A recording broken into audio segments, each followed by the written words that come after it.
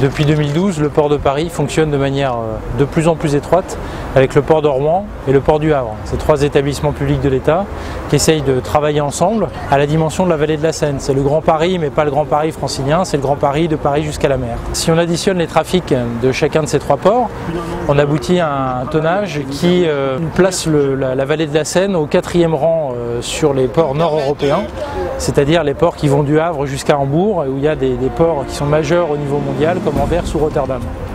Alors pour Port de Paris, il y a trois intérêts en fait dans cette opération. Ça permet de renouer avec le passé, parce que nous sommes aussi les héritiers du transport fluvial dans Paris. Ça permet de rappeler la flottaison évidemment du bois et des livraisons de bois dans Paris, mais il y a eu aussi par le passé de l'approvisionnement en matériaux de construction, en biens de consommation courante, en fruits et légumes, en vin, tout ça arrivé par le fleuve dans Paris, et ça nous permet de renouer avec ce passé.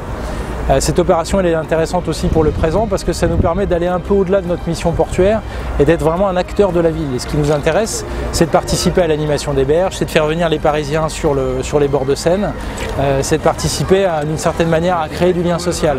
Et puis cette opération-là, elle nous permet aussi de parler de l'avenir. Le transport fluvial, c'est une des réponses à la congestion dans la grande agglomération parisienne. Aujourd'hui, tout passe par la route, demain il faudra que ça passe par le fleuve, parce que le fleuve, c'est la dernière autoroute qui n'est pas saturée en Île-de-France.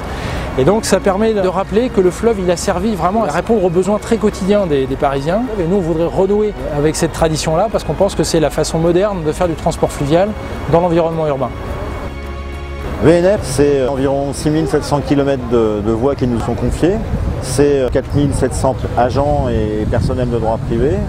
C'est des milliers d'écluses, c'est des heures de travail à tout moment pour permettre de tenir le niveau d'eau, c'est-à-dire ce qu'on appelle la gestion hydraulique. Puis c'est aussi la possibilité formidable de faire passer soit des passagers, des bateaux de tourisme sur certains canaux, soit du fret sur le grand gabarit comme ici à Paris sur la Seine.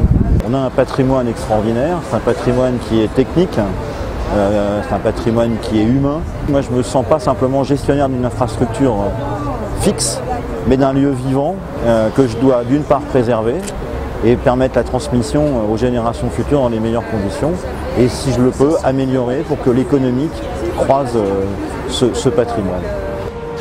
Un train de bois pour Paris, d'abord c'est une idée géniale. Après il faut la concrétiser.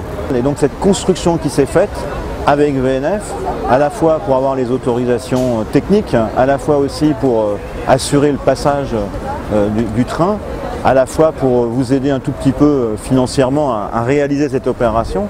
Mais derrière, c'est donner cette image du Morvan qui va nourrir Paris en chauffage, qui nourrit aussi de l'espoir, parce que c'est se rappeler de sa mémoire, à la fois aussi se projeter vers le futur. Moi, je suis absolument convaincu que l'activité économique, que l'activité touristique, que l'attrait des territoires sont quelque chose de formidable et il faut qu'on se resserre vers nos voies d'eau. On a oublié l'importance de cette eau qui est à la fois une mer nourricière et puis qui est aussi un lieu de partage, d'activités économiques, culturelles, sociales, historiques.